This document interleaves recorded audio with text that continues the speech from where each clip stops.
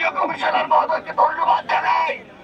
যেই কমিশনার ছাত্রদেরকে রক্তাক্ত রেখে নিচে ঘুমায়, ফোন করতে পারে না, সেই অতি সেই ফোন ধরে না, সেই অতিকে তিনি সাসপেন্ড করেছেন।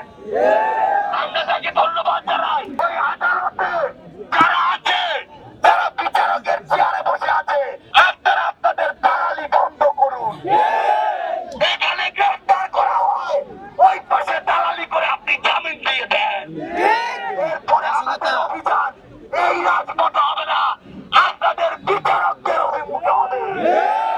আমরা স্পষ্ট করে বলি, আপনারা এই যে অপারেশন হাতে নিয়েছেন, সেই অপারেশনের কার্যকরিতা আজকে থেকে দেখতে চাই।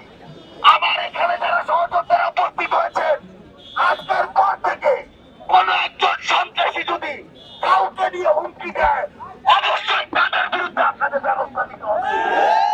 কোন একজন সন্ত্রাসী আমার কোন একজন সহযোদ্ধার গায়ে হাত দেওয়ার পূর্বে যদি সেই হাত, সেই শরীর কারাগারে না থাকে, তাহলে আপনি রাজপথে নামলে হাত নামাতে পারবেন না।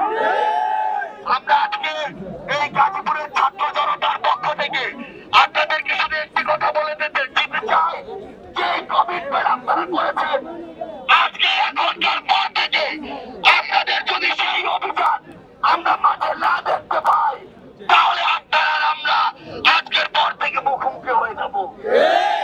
আমরা সেটা চাই না। আমরা চাই আপনারা আপনাদের শপথের মূল্য দিন, আপনারা আপনাদের পোশাকের মর্যাদা ধরে রাখুন। আমরা আজকে এখান থেকে ছাত্র জনতা আপনাদের এই যে স্বরাষ্ট্র মন্ত্রণালয় থেকে যে উদ্যোগ নেওয়া হয়েছে, সেই উদ্যোগ আমরা একদিন পর্যবেক্ষণ করব।